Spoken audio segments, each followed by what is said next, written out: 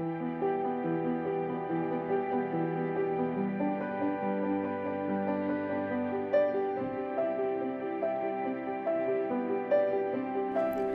Project Tribute Foundation is a 501c3 nonprofit dedicated to aiding our nation's first responders. Our vision and mission is to enhance the life-saving capabilities of our first responders through raising awareness and funding for the life-saving work that they do. Our goal with the podcast is to be an educational avenue and a method for our heroes to express themselves. In the podcast, we will discuss various tough subjects. Some of the subjects may be uncomfortable or controversial. Our guests have the right to share their thoughts and ideas, and for our listeners to hear the unedited words of our guest. The Foundation's role is to showcase a diverse array of thoughts and opinions within the first responder community. If you hear something that you do not agree with, please consider reaching out to us at projecttributefoundation@gmail.com and join our podcast. If you're a first responder and you would like to share your story, we truly would love to hear from you and learn from your experiences.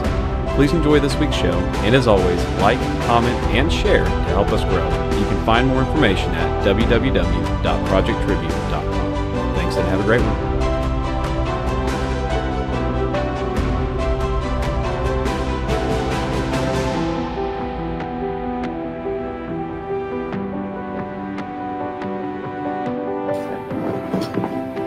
Well, hello, everybody. This is Jared Gorman, as you guys all should know by now after watching all the other podcasts. I've got Bradley Cooper, not the actor, with us today.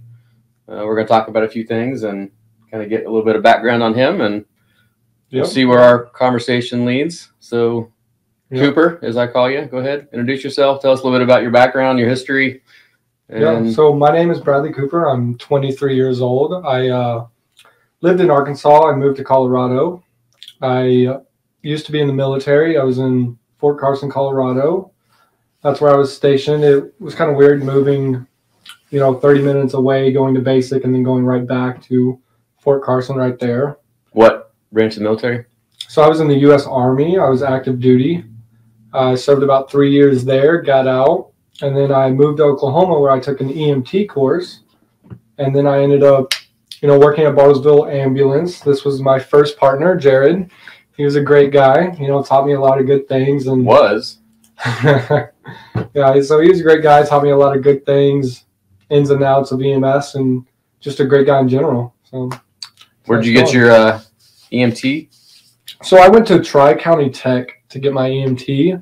So we had Chris Doherty was our instructor. He's also someone I work with. He's actually my partner now on my Saturday shift. So, getting to go to school with him and then having him as my partner was kind of a good thing. I already knew him for several months prior to working with him. So our relationship was already built up, starting that shift change. So that was a good thing.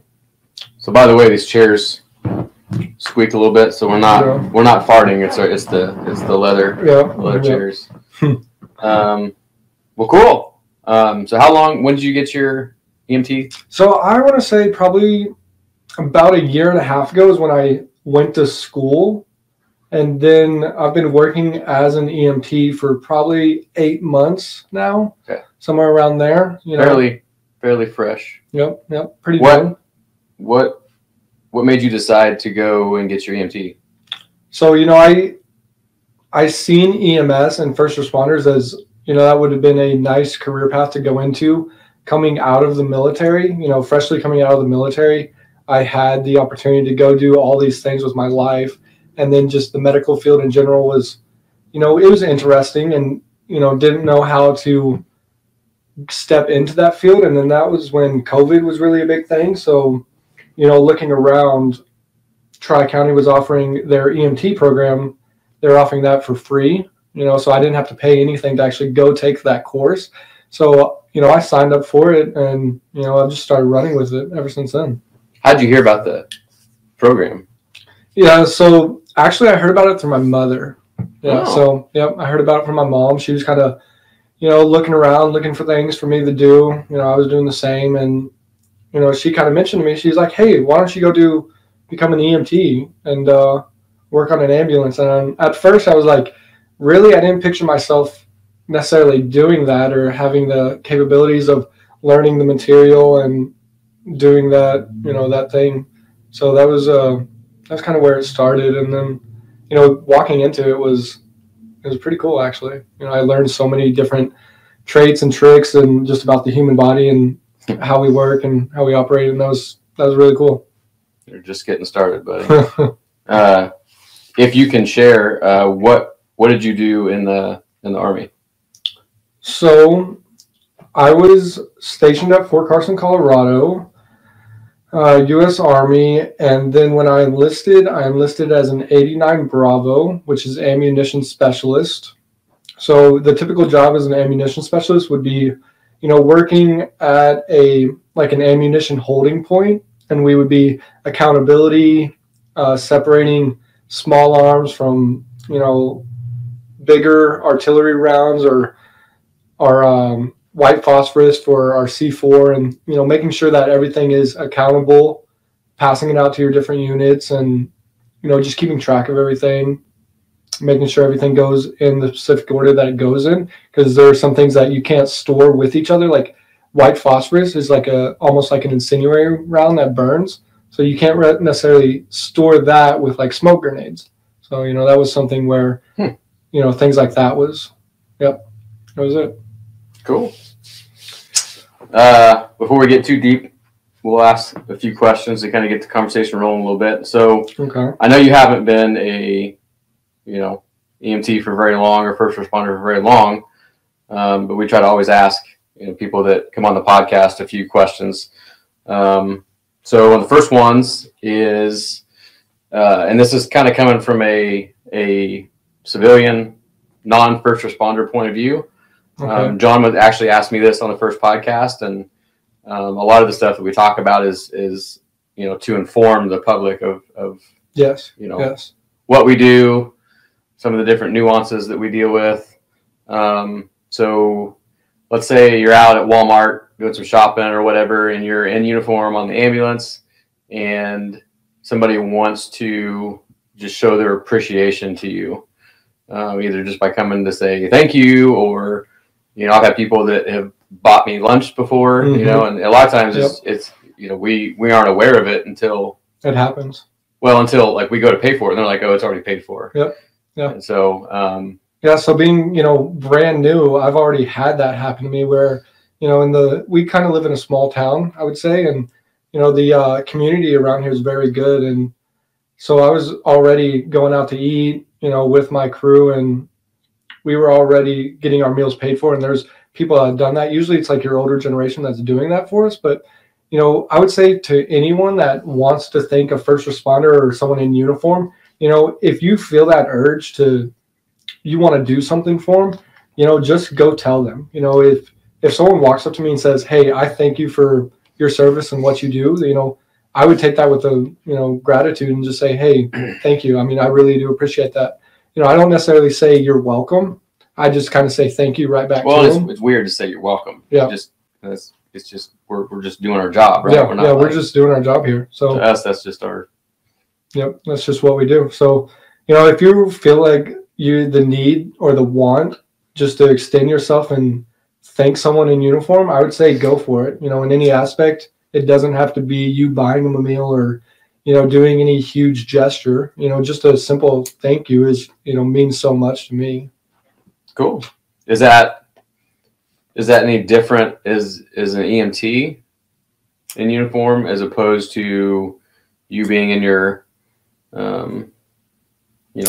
military? As far as military goes? Is it different? Yeah, I would say it's a little bit different. Usually when you have your thank yous from the military, they kind of tell you don't want to be walking around in uniform because selfless service and things like that. We don't want to flaunt that we're in the military or we're doing, crazy things and stuff like that. That's not what we're here to do. We are just here to selfless serve for people and, do our part and we're kind of the guy behind the scenes that does things. So, right. Well, like we're, as an EMT or firefighter or cop, whatever, we're working in the public with our uniform on, so it's a little bit easier. But yeah, and I would say as an EMT and working out in the public, you get more individuals coming and saying thank you to you versus in the military. It's groups or right, because you're out things that doing are- stuff in Yep. uniform, and Yep. like you're not just gonna be walking around in Yep. uniform Yes. most of the time. Most So, of the time. yeah. Most of the time. Yes. So I would say, as a first responder in police, fire, or EMS, I think you see more individuals coming up to you versus, we're gonna go here, stand at attention, and stand in, in our group and kind of have like a ceremony type. Sure. It's kind of what the military did. Standing at attention. I remember that from band. Mm-hmm. Yeah, it's a lot like that. Don't walk your legs out. Yep. Pass out. Yeah. There was this one time. So when I was in basic training, actually, they made us stand. We had just gotten our boots.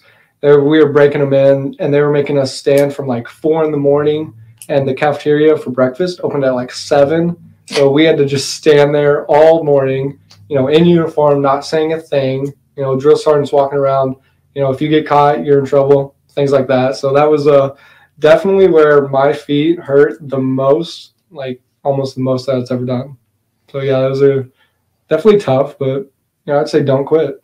So when you said that, it reminded me of me standing in line for 4 hours to get my PlayStation 5 a couple months ago. Yeah, it's kind of like going to the DMV. Well, cool. So second question. And like I said, I know I'm going to preface this with you haven't been doing this very long, but that doesn't necessarily mean anything when it comes to these questions. But is there anything that you don't want to be asked, or something that something that you would discourage the general public, not first responder wise, from asking you or doing, or Yeah. I mean, let me think. So I would say, I told you what my answer was. Yeah. It was, I don't want to be asked what my worst call was, or my goriest call or whatever, but that's just me personally. Yeah, and I would stick along the lines of that. I don't go out, trying to share I've seen worse things than you or things like that. So when someone comes up to me and they're kind of like, "Oh, what's the worst thing you've seen?" Well, I honestly couldn't really tell you. I see so many different things, and that's not, I don't necessarily think about it like that. So when someone asks me like, "What's the worst call you've seen?" I don't really have an answer for that, because that's not just really anything I think of. So I would say, and your definition of worst call is completely different from mine. Yeah, I mean, not just in the fact that I've been doing this for just different longer, but perspectives. something that bothers me might not bother you, and yeah, I would completely agree with that. As we all have our own perspective, on everything. Yeah. Okay. A couple more questions to go. Third question. So why? And again, I haven't been doing this very long, but why do you? Hopefully, you still enjoy what you do. Mm-hmm. Not having done it for very long, but why do you enjoy being an EMT? What's kept you?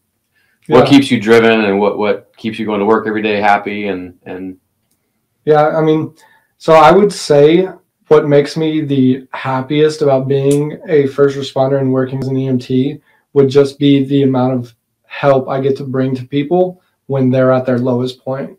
When someone calls 911, that's when they are in fear, or they are so scared that they go to that low, like the lowest point of their life, where they need to make that phone call and they need help. So when someone does that, we're going into that situation seeing that, they're at a low point of their life, and we are here to help. So sure, that's a good thing there that I really do like.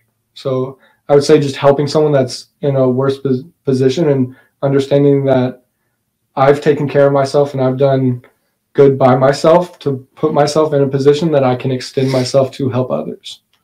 So I like it. That's what I would say is probably the most gratifying aspect of being an EMS, would definitely be that. It's so rewarding and so fulfilling in and of itself, honestly. Did you get that a lot in the military? Like, did you get that? I mean, I don't know what you dealt with as far as the general population goes. Is you know, from what you did in the military. But Yeah, I see that. So, when I was in the military, I wasn't necessarily directly helping people. I didn't Right. necessarily see the help that I did like I do in EMS now. Because when I go on a call, as well, yeah, I mean, as it an happens EMT, right in front of you. I Yeah, mean, yeah. you yeah, you're the one fixing that situation. So when I go on a call and I see people at their low points, and I get to, if it's like a diabetic patient and they have hypoglycemia, low blood sugar, and we give them D50, or we give them Sugar water. oral glucose, Sugar, that's yeah. sugar water. So if we give them that, and that fixes them. That's directly the actions that we take now directly fix that situation. So when I was in the military, that I was doing things and I was helping, but I didn't necessarily see the cause or the why. Sure. So you definitely see the why more in EMS, in my opinion. Well, let's talk about diabetic for just a second, since you brought that up. So a lot of people will say, and this happened for me too, but that's one of the weirdest calls that you're gonna, in my opinion, because it mimics Being drunk. it mimics alcohol. It can mimic a stroke. Mhm. It can mimic a heart attack. It can mimic drugs. Yep. Dementia, Alzheimer's.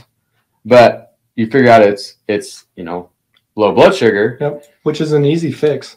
How fast does that happen though? Yeah. Like when we give them, whether it's a sugar water through their IV, or if they can eat and swallow, we give them the oral glucose. But Yep. So did that blow your mind the first time you Yeah. saw somebody go from just whacked out of their mind Yep.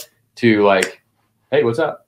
Yeah. So we were actually, just a few weeks ago, I was running on a call to a local nursing home here, and one of the patients, he was, he definitely had altered mental status. We necessarily didn't know what was wrong with him, and we were just going into our primary assessment, secondary assessment, seeing what is wrong with him, trying to figure that out. And then, we take a blood sugar and realize that his sugar's at 63, and he's, almost unconscious, So then, Which isn't crazy low, but yeah.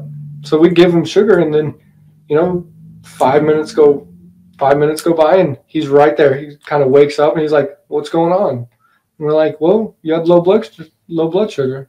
yeah, some people are pretty sensitive to blood sugar. I've seen blood sugars of like 20, and they're still talking to me. Mm-hmm. I mean, they're not all there, but Yep. Yeah, and understanding every body works different from everyone else. Like, the way you react to running might be different from the way I do. So, understanding that we need to, yeah. well, that's why I like the medical side of stuff.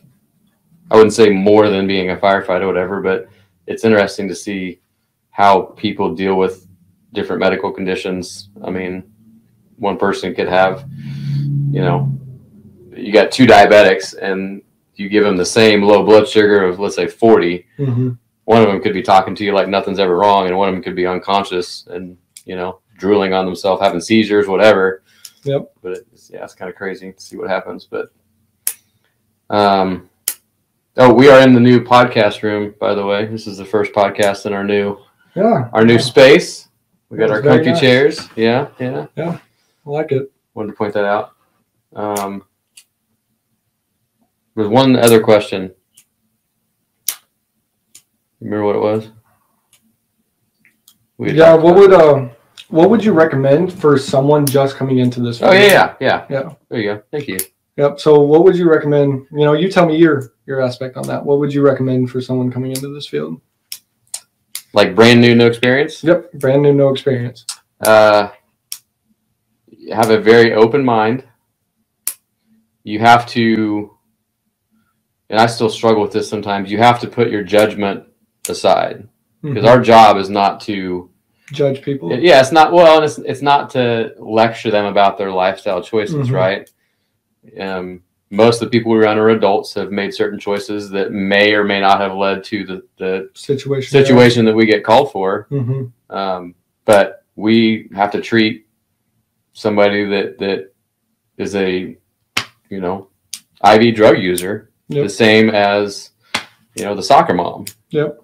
I completely regardless agree of with what's going on. So sometimes that's hard, just knowing that, we're there because of choices they've made in their life, but that's not my place to treat them any differently just because of their life choices. I have no idea why they made those life choices. It could have been a horrible upbringing that they might have had that led them down that path.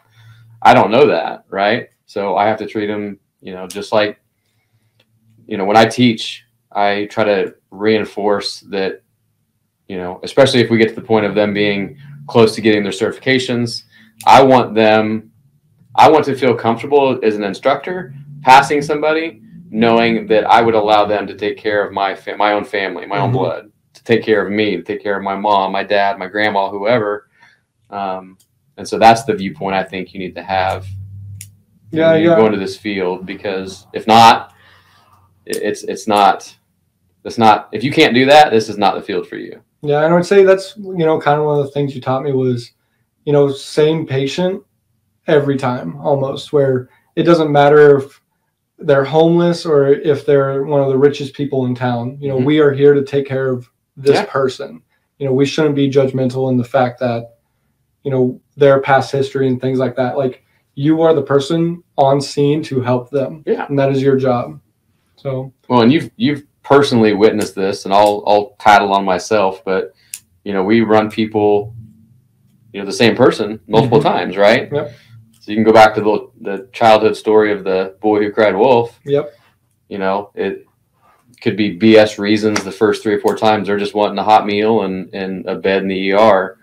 But that 4th time they call could be a legitimate medical reason. And if I treat that differently, as if it's just some other, the same thing that they called the first 3 times, and they're actually having a legitimate medical problem, that's on me. So I completely agree. I do get upset sometimes. You've seen me. You've seen my temper flare, I'm sure, a little bit. I've definitely seen that. But I try to rule out medical conditions before I get to that point. So yeah, and we all have a point that we get to where we can't handle it, and then having that outlet to talk about it or do things like that is, it's a very helpful thing in my opinion. So. Yep. I always told you to do what I say, not what I do, right? Yep. Yeah. Yeah, that's one of the things. So that would be, one of my answers. One of my many answers is some advice. Being a newish EMT, what would you? So I would say, if you've never done this, if you've never been in the military or a first responder, whether you want to do EMT, police, fire, any of those things, I would say don't quit. Understand that if you want to do it, give it a shot. Everything I do that's new, I know I'm going to suck at it. And being able to put that bar low for me to understand that I have to practice and get better and, keep continuing that studying and things like that, just to get better is something I have to do, like putting in the work. Like, if you're going to get up and you want to be a pro soccer player, let's say, you're not going to do that in 2 weeks. You have to put in the work. So if you're going to do EMS or any of that, it's kind of the same thing as you have to practice and don't quit. So I would say, and it's definitely tough. Like, there's definitely been times where I ask myself, am I capable of doing this? Am I a good enough person to do this? Because, I ask myself, am I actually good enough to take care of other people? Do I know what I'm doing? And, you have to just have faith in your practice and things that you have done and just not giving up. And because I think when you give up, that's kind of when you go on your downfall towards it. Yep. Well, so I'd say don't quit. Yeah. I'd say even sometimes more so with being a first responder. You're never going to be perfect at it, right? Mm-hmm. You're always going to make mistakes. Yep. Constantly. And I feel like I'm a professional EMS student at this point. I've been doing this for 15 years. Yes. So I'm constantly learning something new and that's just, and you don't have to do that. You should. Yep. You can become complacent in what you do, and you'll be just fine throughout your career. But you know, the medical field and fires, I mean, everything's always evolving. So if you don't stay current with all that stuff, I mean, you'll do your job, but that's why the medical probably not going to be happy because I would say you get into it what you get out what you put in. You know, if you're complacent, your patients are going to get what you put into it. Yes, that's very true. You know, if you're not well dressed and you're not taking care of yourself, if you can't take care of yourself, how are you going to take care of someone else? Yep. So yeah, that's definitely really good point. A good thing there. Well, and I apologize if I call you out on this, but you've had a little bit more of a struggle because you're dyslexic, correct? Yes, I am. That's got to be. Yep. So there are things that are tough for me to do, but that's not anything that. Right, it's not something you can't overcome. Yeah, that's nothing you can't overcome either. But that's made it. How has that changed? You feel? I feel like it'd be easier if you weren't. Oh yeah, yeah. Reading, writing, that's definitely one of my struggles in life, and that's just something I have to practice, and understanding that if you practice those things, you can definitely get better at them. And just applying yourself. Yeah. Cool. Yep, that's very true. Well, I think we answered all those questions. So what made you want to do EMS? So you started as fire, correct? Yes. Okay. So I started as a volunteer firefighter. And basically how I got into it was I was still going to college at KU. I actually wanted to be a physical therapist. Okay. Yeah. Kind of a weird transition. Yeah. Sure. But one of my best friends was a volunteer firefighter. And as if I didn't have enough jobs in the first place, I think I was a gymnastics coach. I was, going to school full time. I was a cheerleader. I had a lot of stuff going on. Mm-hmm. He just asked me to come and hang out one night at the firehouse and see if I liked it. And sure enough, I went and hung out with him and kept going back. Huh? Yeah, I mean, it was just they had basically like an open business meeting at the volunteer department, and it was kind of a community can come sit in and listen to stuff that they talk about, whatever. And so I ended up talking to a couple of the guys after the meeting, and they told me to put an application in, and so I did. And so that's where I got all of my initial training. So I got my Fire 1, Fire 2, hazmat, and then my basic EMT within the first year of me being a volunteer. Okay. I didn't know that. Yeah, and I loved it. I was what I felt I was pretty good at it when when I first started, and just continued on with that. I mean, I wasn't the guy that grew up wanting to be a firefighter or EMT. That had never even crossed my mind until that point. I completely agree. Yep. So, the transition from going to the military into EMS, I had no idea I was going to be an EMT until about four weeks prior to taking that class, signing up for that class. It was right out of the gate. Funny how it sucks you in. Yep, it was right out of the gate. I mean, that was just, I was in it, just right there. So that was a good thing, though. It's been so rewarding, though. It's such a good thing. Yep. Yeah. And then, I mean, a lot of it, I haven't paid. So one of the benefits of working for a volunteer department, depending on what volunteer department you're on, is that a lot of them pay for your certifications. And so I stuck with that volunteer department for like 4 years. I was on that total. And so I got like I said, all my fire certifications, my basic EMT, and then back when I went to it, they still had the EMT intermediate. Okay. Which is now the advanced EMT. Advanced EMT.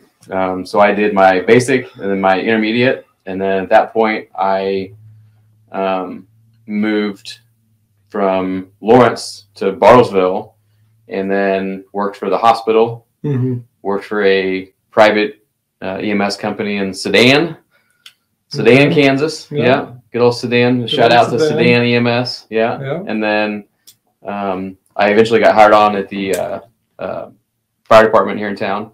Okay.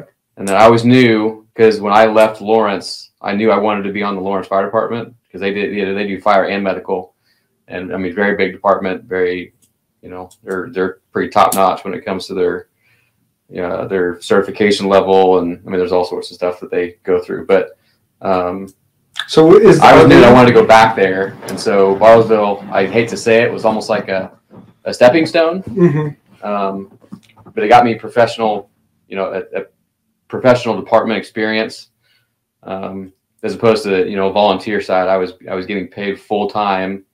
They have staff trucks, 24 hours, full staffing, and then ended up applying for Lawrence and got hired on there, and then we moved back there. So yeah.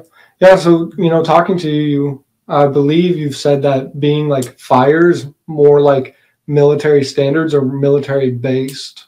Can you tell me about that? Yeah. Well, I mean, so you haven't got to really experience, I don't think, the true militaristic side of being a first responder. Yes. And nothing, no fault to any department or anything, but Bartlesville EMS, we're a very busy service, right? Yes. And it's private companies are different than city ran. It's just the nature of the beast, right? Yep. And so like when you got hired on, you're hitting the ground running. I mean, you're qualified, trained, and all that kind of stuff too. But you hit the ground running because we're such a busy service, and it's a private company as opposed to we just don't have the money to necessarily hire on a bunch of people at one time, put them through an academy, right, to teach them all those things. So you're learning a lot of this stuff as you go along, right? Yep. I agree with that. On a professional department, they have the funding and all that stuff to take a class of people in an academy, train them the way they want them, right? And then while still training in their academy, they put them on a truck with full staffing already. So you're an extra person. Yes. That's just not possible with some private companies. Yep. I agree with that. But yes, it's very militaristic. I mean, it's like in Lawrence, we've got, you start at the bottom of that totem pole. Yep. We were entry-level firefighter. And then you got, acting officers, which kind of act as a lieutenant. If you compare that to military, and we've got lieutenants, we've got captains, we've got battalion chiefs, we've got shift commanders, we've got training officers. Yeah. So it's more. We've got a chief of the department. So levels. Levels. You got your ranks. I mean, it's the same. I mean, bugles, all that kind of stuff. Yeah. Yeah. How do you like bugles and in military is like honor guard. I know we've talked about that stuff. Yep. I was on the honor guard for Lawrence as well. So how was that experience? I mean, it's got its pros and cons, right? I mean, it's being on a private, working for Bartlesville was a whole different experience for me. Because I came from a background of like we just talked almost about, like a military, very militaristic background. Yeah. I like structure, right? Yes, me too. Structure is definitely something that I've noticed for me personally. I need structure in my life, and that's why these departments function, right? Yes. If you got 300 people and you don't have a structure, it's going to fall apart. Things are going to happen. Yes, I agree with that. There's standards for everything. It's across the board. That way. I mean, everything's laid out. You know your job. You know your protocols. You know what you're doing. Right. Yep. Well, because we're dealing with very dangerous situations, especially when it comes to fires. Yes. So if you don't have that command structure, if you don't have all those operating guidelines, somebody's going to get hurt. Somebody's going to get killed. I mean, if I don't know who to turn to with a problem, as far as that command structure goes, I'm not going to get the same answer from one person as I am from a captain, right? So, but on a true professional department that's got that structure, everybody knows what their job is. Like when I was on a fire truck, there are 4 people on a truck, right? You got your driver. Okay. You've got the officer, which is a captain more than likely. And then, so the driver or engineer, it's called different things in different departments. Their job is to drive the truck. And if we get a fire, they are responsible for operating the pump. So that's the water hose? Yep. Okay. Yeah. And so the 2 people that are in the back, you have your nozzleman, which is the guy that grabs the fire hose to begin with. Okay. And then you got what's called a plugman.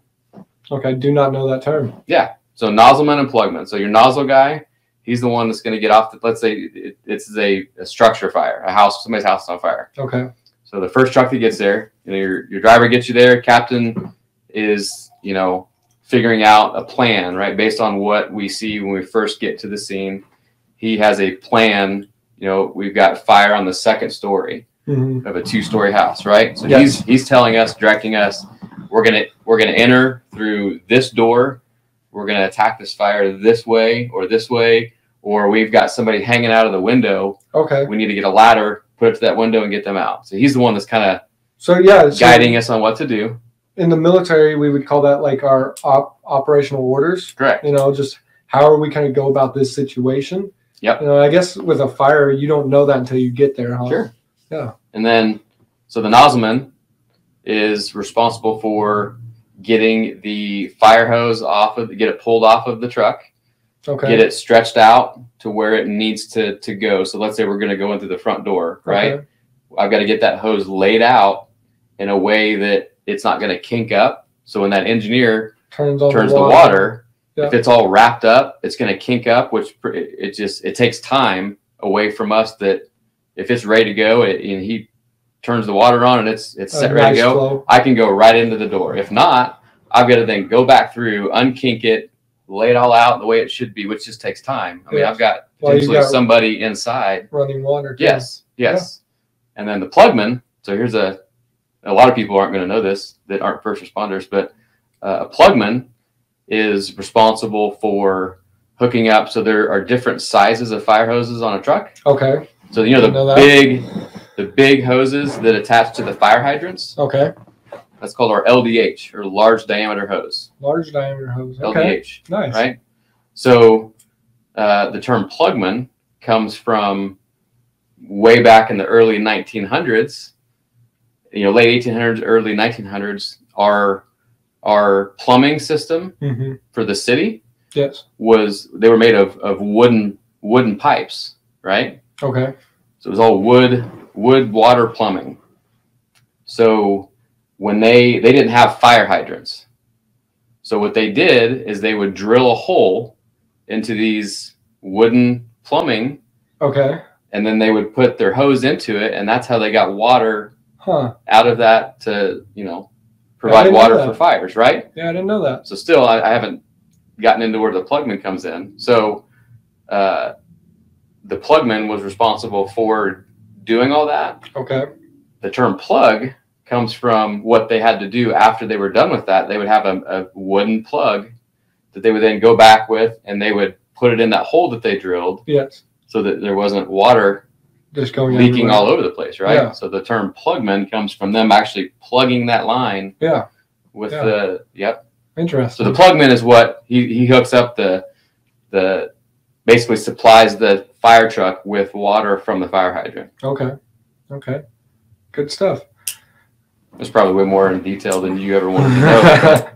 Well, yeah, that's still good stuff. So let me tell you, I guess, about more in depth with my military experience. Sure. So I was in 89 Bravo. I was stationed at Fort Carson, Colorado. What's the 89 Bravo? Does that have a so that's just our MOS for ammunition specialist. That's just what we call it. Sure.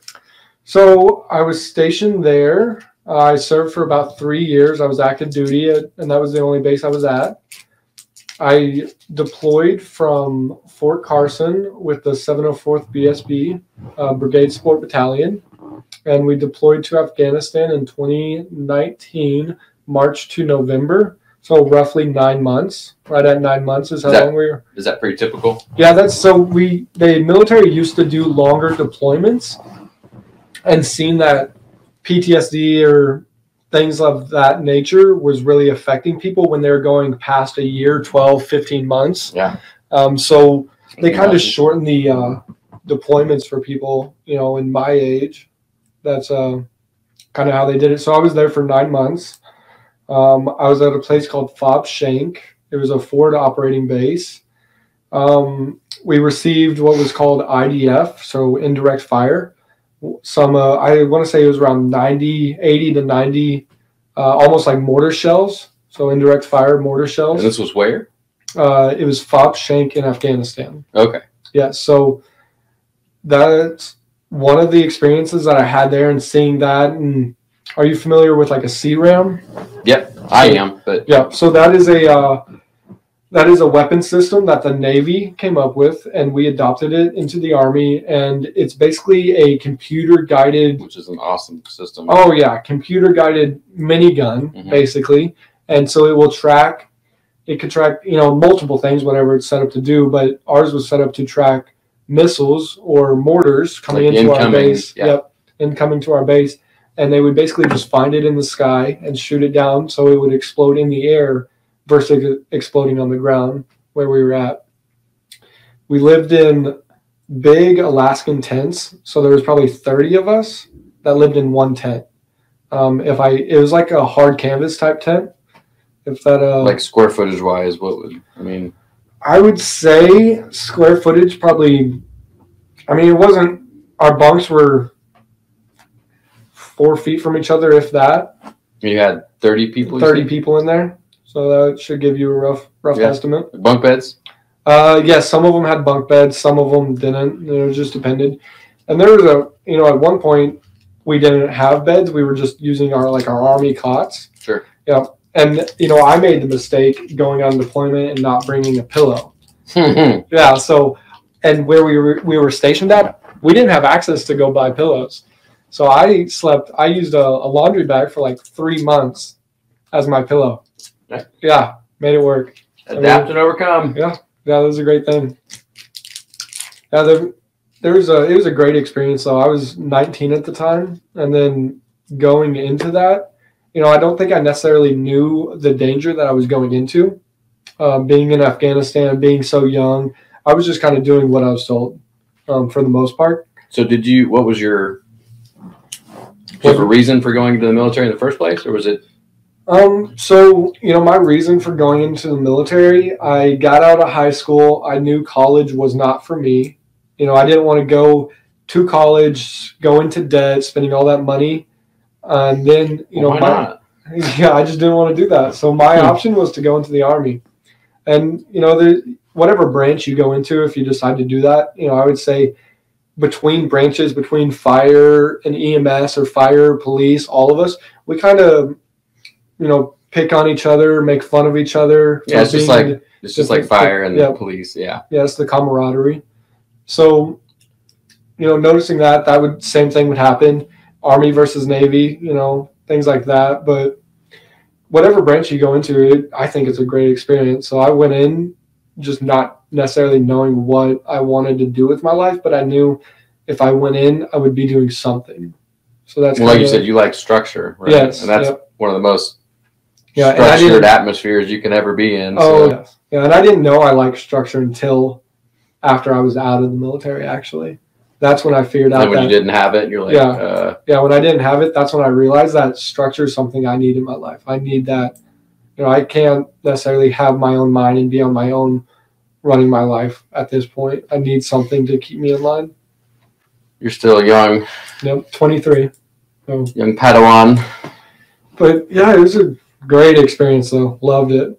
I mean, there's a reason that I would say an upwards of 75, 80% of all first responders are ex-military. Yep, that could be one of them. Just needing that structure in their life. Yeah. Well, and it's something that, you know, and not to compare military to being a first responder, but those types of environments are... They breed a certain type of person. Right, right. Yep. And, I mean, being a first responder is not for everybody. It isn't. Yeah, neither is military. I mean, you can't... Yeah, I completely agree with that. And I don't know what the fail rate of, you know, boot camp is, but I can tell you it's probably pretty close to what, you know, the initial rates of people like starting EMT class or fire academy. And then are like, nope, this isn't for me. I bet it's pretty similar. I could see that. I could definitely see that. So, you know, one of my stories from basic training was we were getting off the buses. We had all our gear, probably like 50 pounds worth of gear that we had on our backs. We were getting off this tight bus. This is boot camp? Yeah, this is boot camp. So I went to, let's see here. So I went to Fort Jackson for boot camp. They call it Relaxin' Jackson. I was not relaxing, let me tell you that. It's probably a pun. That's probably not really what it means. But I went there, and so I was getting off the bus, and we were basically going in to like our first initial meeting our drill sergeants, and they are all yelling at us. There's this concrete walkway. We're all being told to run down our walkway, and then prior to getting there, they had us put colored tape on our bags, and then they had lines in basic training, out in our bay where we operated. So we had to run to these lines, stand at attention, and hold our bags over our head while we have, I want to say so many drill sergeants I couldn't even count. So right out the gate. Right out the gate, yelling at us. Yep, trying to just, test us. And that's why I say don't quit. You just that mindset on saying it's going to suck, but don't quit. So yeah, we ran, down there, and we were getting smoked. We were told to do push-ups and things like that. And, one of the funny stories for me, it's almost like a cop-out, but one of the guys that I was with, it wasn't me, had pissed himself, he used the restroom on himself, and had ran to the drill sergeant saying, hey, I did this, I got to use the restroom. And, at that point, I had to use the restroom so bad. And then attention to detail and paying attention, I seen that he ran up to him and said that, and then just I had to react. I jumped up, ran up, because he said, go find someone to go with you. I ran up there and was like, hey, I'll go with you. I gotta go. Yeah, so I kind of got out of, the first 15 minutes of basic training just because of that. So it's kind of a cop-out, but it was lucky for me anyways. It was nice though. Well, EMT class is not like that. Yep. But yeah. Yeah, I would say I don't think I would have done. I'm sure I would have been fine, but I would not have enjoyed all that. Yeah, it wasn't fun. That environment. Yeah, I would say if you're opposed to authority, the military is probably not for you. Well, and not that I'm opposed to authority or anything like that. That's not the way to get through to me. Mm-hmm. Screaming, yelling. And I know they're doing it for a reason, it's to break you down and then build you back up. But yeah, see if you can handle what you can do under pressure, right? Yes. That's just not how. Yeah, I completely agree with that. That's not how my brain operates. But yelling at me, just being, being hard in that way is not necessarily how I learn things. I think through repetition and teaching is more how I learn things, but we all learn different ways. So, yeah. So kind of on the same sort of topic, and not comparing, I'm not asking you to rate the program or the instructors or anything like that, but how do you feel like you were prepared coming out of EMT class to a busy service like Bartlesville? Yeah. But I know you still have lots to learn, and we don't teach you guys to be perfect EMTs right out of the gate, right? Yes. We teach you the book stuff, and then you got a long way to go before. Yeah, like you said, you're always learning, and you've done this for 15 years. We give you the basic knowledge to function as an EMT, but you're still going to need that guidance and a lot of that stuff. I'd say at least for the first year or so. But how do you feel like that coming out of class? Well, was it what you expected? I think it was kind of what I expected, maybe even a little bit more. I think I had great instructors that, taught me great things, and they were teaching the material, and, they were doing their job. And I would say if you want to go into EMS and you want to be an EMT, understand you're going to get out what you put in. So I was one of the first ones that showed up to class on that very first day, and I sat in the front row because I knew I was going to pass that class. And just going into it, telling myself I was going to do that with that mindset, that I think helped me a lot. Trying not to underperform. And then, from what I learned in school, the book way was very helpful. I did not know the majority of what I learned in the book before I took that course. But then transferring that over into reality and working on a truck, it was good in the sense that I seen those things and seen how, the book taught it, and then seeing them in person actually reiterated how those things operated. But definitely doing the classwork versus doing it in person are two different things. Oh yeah. Yep, completely two different things there. Yep. When I've said this I think I've said it to you before as well, but when I'm teaching the EMT class here, I would rather, a lot of what we do is communication. Mm-hmm. It's not, I could have the smartest guy in that class, perfect 100% the whole time, knows that book inside and out. But if you can't communicate, it doesn't matter. Yes. I'd rather have somebody that Social barely skills. Passed the EMT class. I mean, got the certification and everything, Mm-hmm. but barely passed, but can really talk to people, Get on their level. is relatable, Yep. can communicate to multiple people. Because we wear, just because I'm a paramedic and show up on a call, I'm wearing a dozen different hats, right? Mm-hmm. So I've got the EMS side, and then I've got kind of the director side. If I've got a call where I've got PD, fire, Mm-hmm. bystanders, I've got to be able to direct those people to do certain things. Sure. Yeah. And Step into that leadership role. right. Do those things. And sometimes you're playing a father figure. Yes. To, if you got a kid as your patient, or just, there's so many different things that you have to be able to adapt to. Yes. Understanding that you are there more than just for medical help. Oh yeah. You're there for emotional help. You were there for so many different things. Beyond medical help. More often than not, the medical side of it mm-hmm. is much less than the communication side. Mm-hmm. Okay. As you've probably seen already, not every call we run is a life-threatening call, right? Yes. Yeah. Not every call you run is a life-threatening 50 years ago, somebody calls 911, it's like, oh my goodness, somebody's dying, right? Yes. Times have changed.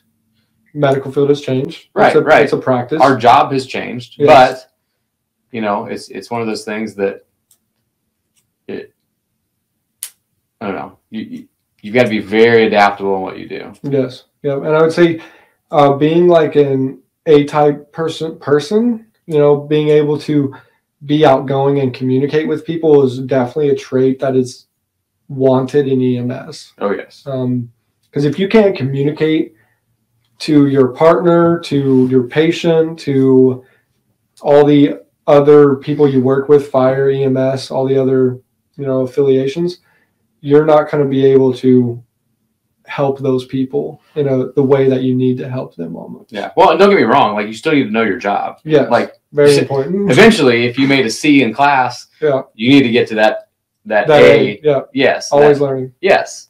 But you're going to be much easier to work with and a much better caregiver and provider if you can communicate clearly, So even if you know all the stuff, it's not for everybody. It's not. I completely agree with that. And you're going to find out pretty quick, especially if you get put on a busy service. Yep, I completely agree with that. It's not something that, and not say that if you're struggling to begin with, you should just quit. But yeah, I would say still being a new EMT with about a year of service, having that perseverance and understanding that I've told myself I can't quit. I have to push through and I have to do this, whether that be, for my standards and my goals and what I want to do, or, I'm there to help the patient. I understand that. But, a lot of this is just helps me too. I get, from helping someone else, I think that helps me. Yeah. So that's, understanding that is a big thing there too. I'm really struggling trying to hold back on telling some stories about you. Yeah, go for it. Go for it. Let's talk about it. So let me ask you this: how many partners have you had in your years of service? And give me one story about. Oh man, a good partner and a bad partner. What do you mean, like On an ambulance? On an ambulance, yeah. Let's go with that. What was the question again? So, a good partner you've had and a bad partner you've had, and a story about both. I mean, as far as a number goes, I mean, Many different people. I worked with a lot of different people, so it's hard. It's hard to come up with stories, right? Yeah, I mean, there's a few things that kind of come to mind, but if I can be like generalized, Yep. when it comes to like the good and bad and the people that you work with, I mean, it's much easier to be with someone. There's not, I mean, there's not good. I mean, there is, but like for me personally, it's not a matter of if they're a good partner or like a good EMT or a good driver. It's, does their personality fit with yours? Fit with me? Okay. And the reason I say that is because, you know, as you and I found out pretty quick, we're very similar in a lot of things, but it's. If you put someone that is a go-getter with someone that's lazy, they won't get along. Right. Yes. Yeah. So I'm trying to think of an appropriate way to put it, but it's, you know, it's just like it's like a marriage almost, right? Okay. So you're not going to marry somebody that you can't be in any situation with, and not perform something, right? Okay. Yeah. Because when we get called to someone's house for whatever reason, it doesn't matter what you and I have going on. We still have to be able to do our job and not make it obvious that something is going on, right? Yeah. And we've got enough stress with what we do just as our job in general. If you have the added stress of two people that don't work well together, it's not good for them. It's not good for your patient, because you're inevitably going to make a mistake because you got way too much going on inside your head, right? Yeah. Can I ask how long you've been married? Do you know that answer? 6 years. 6 years. Okay. Yeah, 6 years. Okay. Been together for almost 10. And you've been doing EMS, first responder EMS since we met. Since you guys met. That's what I've been doing. I've met your wife. Yes. Yeah. So relationships in EMS, first responders, military, how do those work? Well, they either do or they don't. Okay. I will say the incident of divorce. Okay. When it comes to, and I'm not sure about military, I'm sure it's the same. I've met we can group military in with first responders. Yeah, I would say in a lot of different ways. You know, we're in the same category, but we're all different. Right. Yeah. I agree with that. But just like environment, and I mean, so I might not be deployed for 9 months at a time, but I'm gone every other day for 24 hours. Yes. So you're in 24 if you add that up, it's a long time. It's a third of my life. Yeah. And there are incidents as EMS that you get called out for natural disasters or things like that, and you do get deployed. It's just in the States. Yeah. Yeah. So there's like, I went down to hurricane stuff, you know. Yeah. I was gone for a month. Yeah. But I mean, kind of right along the same lines of your partner, and you work well or not, it's kind of the same thing with the marriage. I mean, if I'm not good, like if I'm not handling my job well, if I'm not dealing with some of the calls that I've seen or ran well, it's going to show. I mean, if I can't take care of anybody else, if I can't take care of myself. I agree. Which you said this before we started, but I'm going to steal your line. But it's true. I mean, if you can't take care of yourself, you can't take care of anyone. And that works for EMS. That works for your patients. It works for your wife, your mom, dad. Yep, everyone. Friends, whatever. Yep. I completely agree. So the high rate of divorce in, I would say it's probably high in military. Oh, very high. Yep.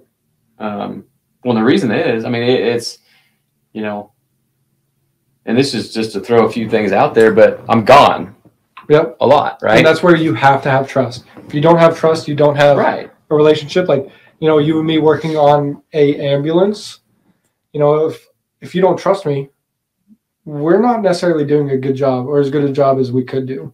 Right. We have to trust each other. And then, like if I don't trust you, I'm not only worrying about what I'm doing, I'm going to be worrying about what you're doing as well. Yep. I completely agree.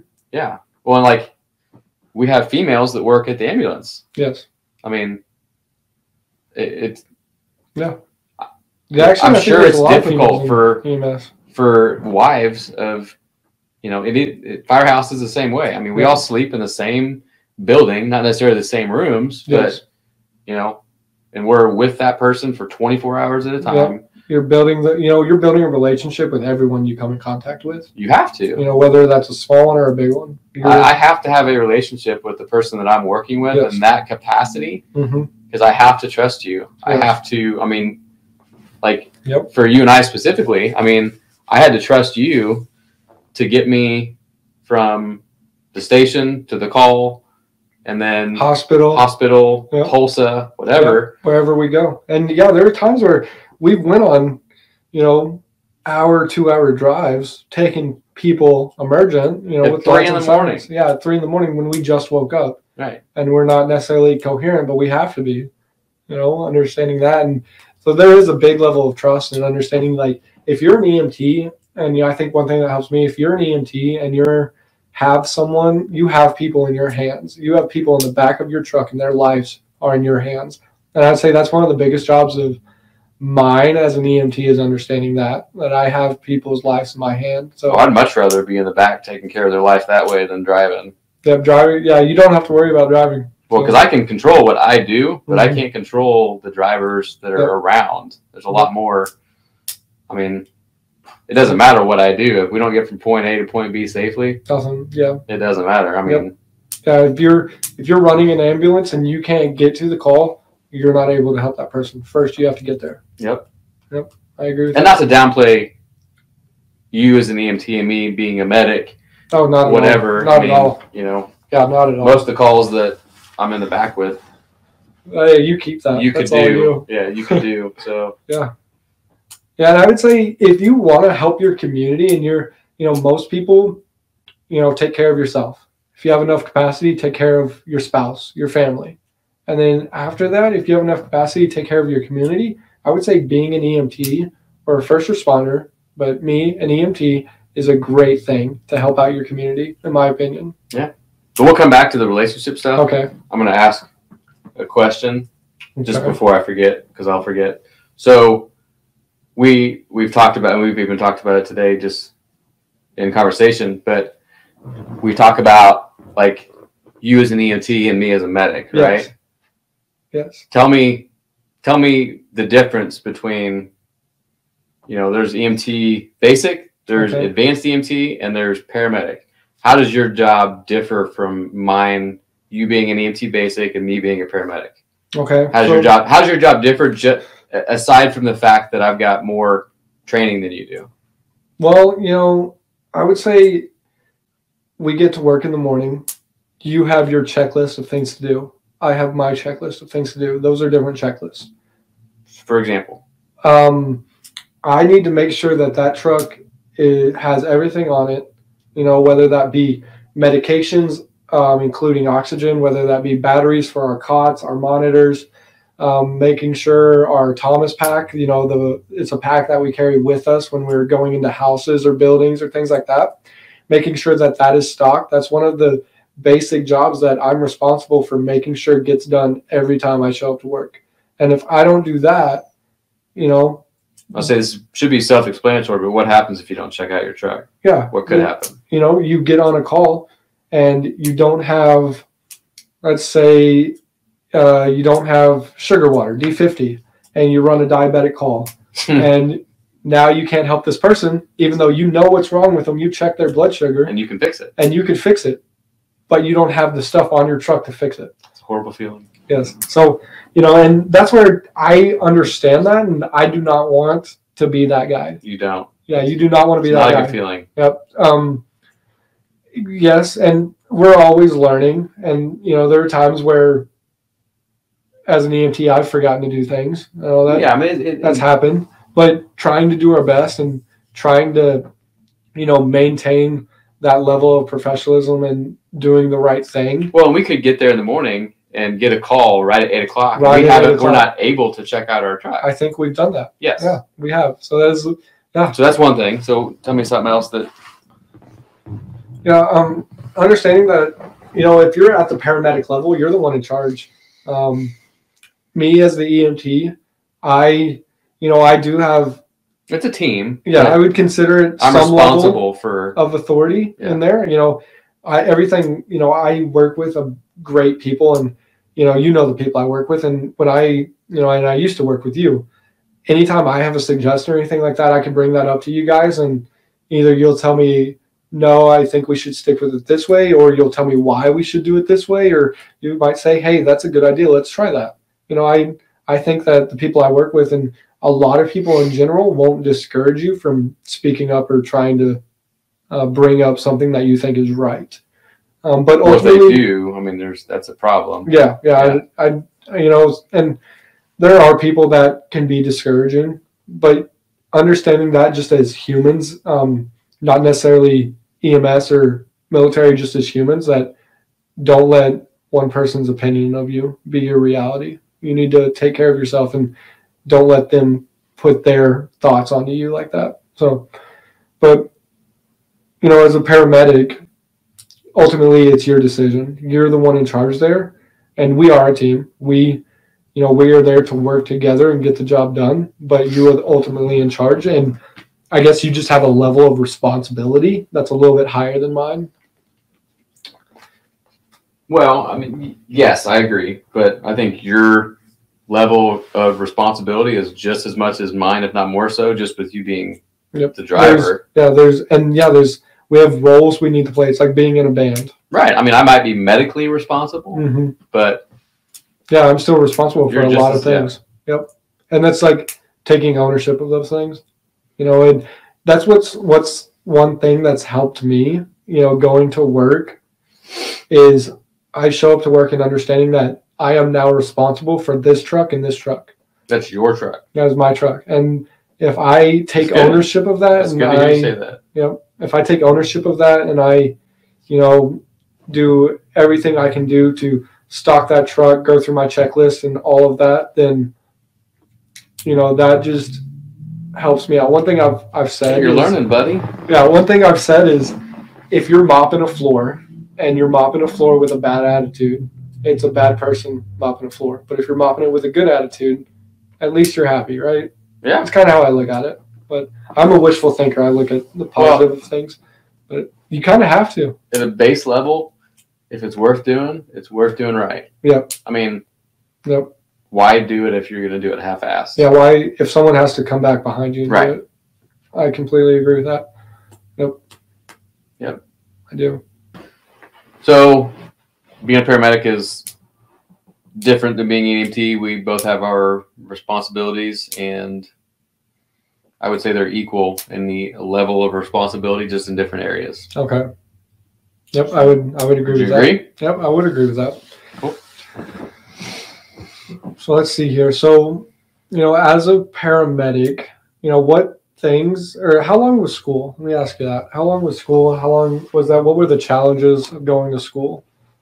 How do you become a paramedic? Just paramedic school in general? Yep. So they're roughly, I mean, regardless of what school you go to, whatever, they're anywhere from, mine was 18 months. Okay. 18 months to 2 years. Okay. And the reason it's much longer is because there's more. So I kind of compare EMT basic to the paramedic. In the EMT, you learn, as the name suggests, you learn the basics of being in the medical EMT field. Stands for emergency medical technician, yes. Right? So you learn the basics of that. You get your basic, anatomy, physiology, the stuff that the stuff you need to save somebody's life, right? Mm-hmm. Life-saving stuff.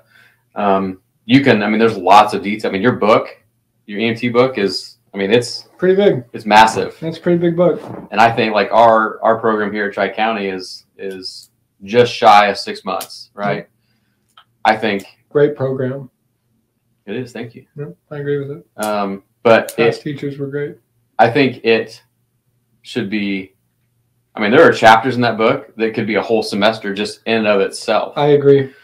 So that's what paramedic does, is it takes those chapters and it breaks them down even more, so you can not only treat those life-saving things, you can then start to diagnose other things that are in that same category and treat them more specifically. So you as an EMT can treat generic Problems, right? Mm-hmm. You know, there's not a whole lot of medications that you can give as an EMT basic. You know, so albuterol, so somebody's inhaler for asthma, an EpiPen for allergic reaction, right? Oxygen, aspirin, you know, nitro, all that kind of stuff for cardiac stuff, right? Yes. I, as a paramedic, I can just then take that further. So if somebody's having, we'll say, a stroke, there's not a whole lot of stuff that an EMT basic can do to treat the stroke other than treat some of those symptoms. Yes. So just as a stroke in general, you know, their blood pressure is probably going to be elevated. Yes. Right. They have like a spike in blood pressure. Right. Yes. So as a medic, I can treat the blood pressure. I can bring that blood pressure down with medications. Okay. But I have to have more extensive training on medications themselves. That's a big part of it, is just the medication. Pharmacology. Yes. Yeah. But then, you know, I can just go deeper into certain medical conditions. Mm-hmm. You might know a lot about that. Yep. And understanding what your protocols are, and even if I know that you do those things or how to do them, like I've watched you start an IV thousand times, but I still can't start an IV. You know, just based on my protocols. You probably could, but yes. Yeah, but understanding that, you know, there's a legal aspect in what you can and can't do on a truck. Mm-hmm. Yep. So just like, I mean, just as we talked about the EMT program, you know, you're taught to pass that test, right? And that's your basic level. You're not an EMT just because you have that license behind your name, right? Yes. You still have a lot of learning to go. Oh, yeah. You're kicked to the curb. Yep. And then that's when your career starts. Yep. It's not. I don't think I really started learning things until I was actually on a truck. Right. Yep. It's the same way with being a paramedic. I agree with that. I mean, they teach you the basic stuff to be a paramedic. It's the same thing, just a little bit more extensive. Mm-hmm. And then they, you know, put you on a truck, and that's when your learning really starts. Yeah. And it was kind of like that, just going back to the military. And, you know, we were in basic training, and basic training is not what the military is. Right. That's just a portion of it. Any type of training environment that you were put in is just there as a training environment. That is not what you are or what it really is. So I would say for, you know, any person that's going to basic training, understand that you get through that. That's its own portion. And it's almost a rite of passage. Yes. Yeah. Going to EMT school. That you get through that, then you start learning. Right. You know, you go to all these schools, you know, you go to the police academy or CLEAT, you know, here in Oklahoma, you go to that, and then you get through that. You know, I've never done that or had that aspect in my life, but you get through that, and then your job starts. Right. Yeah. Well, and just for example, so in your EMT class, you know, we do what's called ride-outs, or like your clinicals. Well, yeah. So how many did you have in your EMT class? So we had 4. 4. Yep. And only 4. And they were 12-hour shifts. Yep. So paramedic, I had 24-hour clinical shifts on an ambulance. Mm-hmm. So that's like you had 4 12-hour shifts. Yep. I had 20 24-hour shifts, right? Yep. And then on top of that, I had I think it was 20 again, but I had 20 12-hour clinical shifts in a hospital setting. Mm-hmm. And so those hospital settings are specific too. I had to do a week in the burn center so I could deal with burn patients. I had a week in labor and delivery so that I could assist in delivering babies and things like that. I had, you know, a couple shifts in dialysis. Mm-hmm. so that I could learn how to deal with people that are going through dialysis treatment, stuff like that. So it's intense.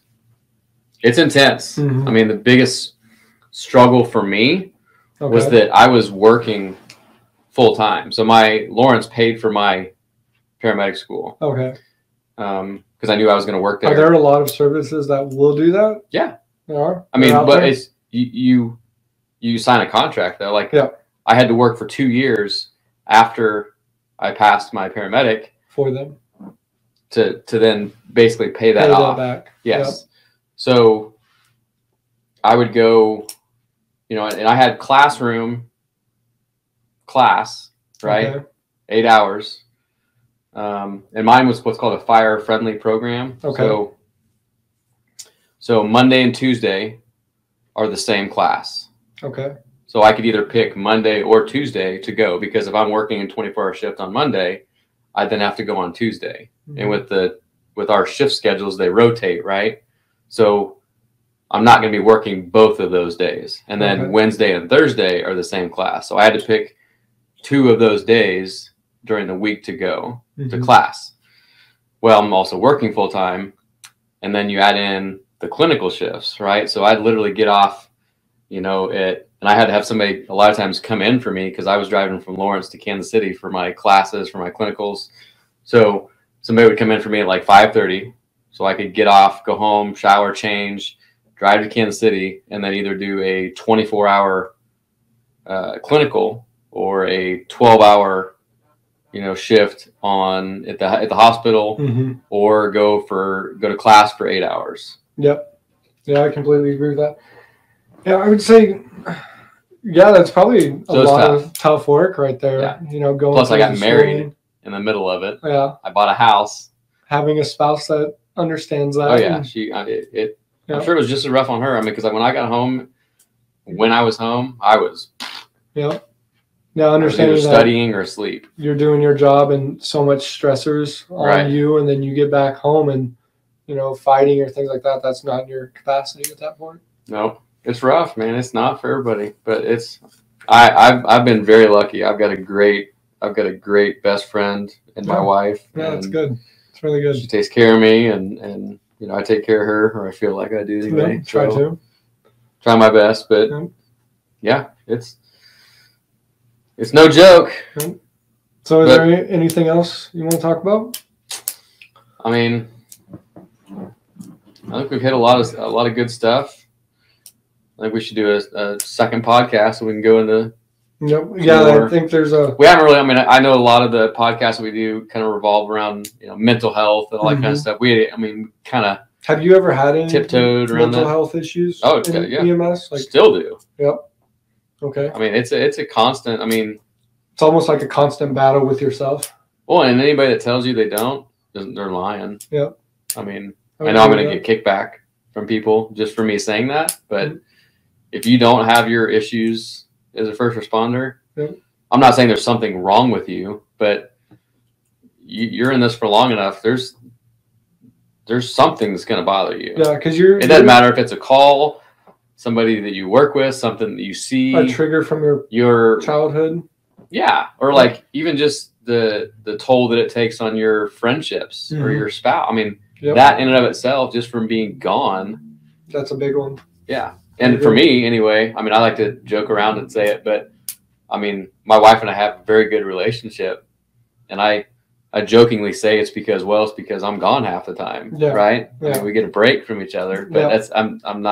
I'm joking. Yeah, I do miss her and she misses me when I'm gone, but, that's good. That's really good. yeah, but I don't know. I think we've hit a lot of Yeah, I definitely would love to come and do good this again. stuff. And yeah. It's great stuff. Anything else you want to say, add, talk about, closing argument? Yeah, I would just say, as an EMT, fire, police, military, keep going. Don't quit. Understand that we are here to do a job. We are here to take care of people and detach from the situation. If you're, going through struggles or you need help, reach out to people. There's great people that work with you in this building that definitely could help in that situation. But understand that just don't quit. You know, ask yourself, why did I do this in the first place? And maybe detach and go back to your roots in that. Just as, you know, ask yourself that question, and then, you know, going from there, taking the steps from there, I think is a really big thing. Yeah, I was going to ask you, what's your advice to the newbie, you know, starting on a department, whether that be fire or EMS or whatever? I mean, you kind of just answered a little bit of that, but yeah, I would say if you're a new person and you're going into EMS or any of those professions, understand that it's going to be hard. It's going to be difficult. There are going to be days where you may feel lost, or you may not feel like you deserve to be there based off the knowledge you know, or you're underperforming yourself. I know there's been times where that's tough, man. I just, you know, almost hate myself for underperforming. You know, that definitely happens. But understanding that if you stick with it long enough, it's going to pay off. It's going to do well. So don't let anyone else's opinion dictate your life. And if this is what you want to do it. No one's stopping you. I would agree. And I'll add to that. I mean, we've all been there. Mm-hmm. I mean, I've been that person that felt like I felt like I was the dumbest person in the room. Yep. I mean, I try to surround myself with people that are always smarter than me. Yep. But at the same time, that's not a comfortable thing when you're the new person in there and everybody knows yep. that you don't know certain things. Yeah, or you don't know as much as they do. And, you know, there are some people that could possibly take advantage of that. Right. I mean, play on those buttons, but don't worry about those people. It definitely helps to be in a good environment, in a good department. With people that understand, you know, that you're the new guy, that they've been, everybody, all of us have been in those shoes. Mm-hmm. We've all been the new guy. We've been the ones that have gotten shit our first day. You know, we're cleaning the bathroom, scrubbing toilets. Yep. We're, you know, if they're not joking with you, that's a worse sign than if they're giving you shit constantly, right? Yep. If they're giving you a hard time, that's probably a good sign, but yep. It's definitely not a fun feeling sometimes. I was talking to one of the, you know, guys at the station the other day. Is, you know, if you're in a first responder or military position, you're typically around A-type people, alpha males, alpha females, which has its own problems. And, you know, that's like that picking on each other or microaggression towards each other. You know, that's, you know, kind of how you befriend someone in this field almost. Yeah. You know, it's a big, giant, dysfunctional family. Yep. So I would say having a tough skin. Yeah. Having tough skin and is definitely a big thing to have in this field. Yeah. And I would say that one last addition is to stay humble. Mm-hmm. You know, I've seen a lot of people that go from being an EMT to a medic, and that completely changes their look on life. Well, and it just how they act. Yeah. Mm-hmm. Yeah, there's things we all need to work on, right? Right. Yeah. Yeah. Well, and even as a medic, my job starts at the basic level. Mm-hmm. I mean, I don't always go past that EMT basic level on a lot of my calls. I mean, I only use that when I have to, right? I mean, if I've got to be more aggressive with medications or whatever, then yeah, I'll use that. But most of the time, I'm a EMT basic. Like you've told me in the past, you can't be a good paramedic unless you're a good EMT. Yeah. Right. Yep. You gotta start there. I mean, it's a tiered. Yep. It's like a roller coaster, always changing. Yeah. Always changing. You always got to work on yourself. Welcome to the medical field. Yep. And fire. I mean, stuff's always changing. Yeah. So I'd say get after it and go get it. Cool. That's what you want to do. Well, Coop, thanks for being here. Thanks for talking. Thank you for having me. Yeah, man. We'll do it again. Yeah, we should. As always, thank you guys for watching. It's been great. Check out the new merchandise. We've got new shirts, all sorts of stuff. We do have some upcoming funding things we're trying to raise some money for. So if you guys are looking for a good place to donate some money, whether that be donating, just money, $5, $10, whatever. Buying those shirts, or we've got mugs, all that kind of stuff. That stuff goes right back to the foundation. So we've got some pretty important stuff coming up. We're trying to build some new Stop the Bleed kits. Okay. Yeah, I've seen those. Those are really good kits. Yep. So we're actually going to be building our own now. We're no longer. So we're getting all the supplies. We're building them in house. Wow. Yeah. That's great stuff. Yep. So check out the website. Check out podcasts. Like, share, all that good stuff. So, all right, buddy. All right. Thanks for being here. Yeah. Thank you.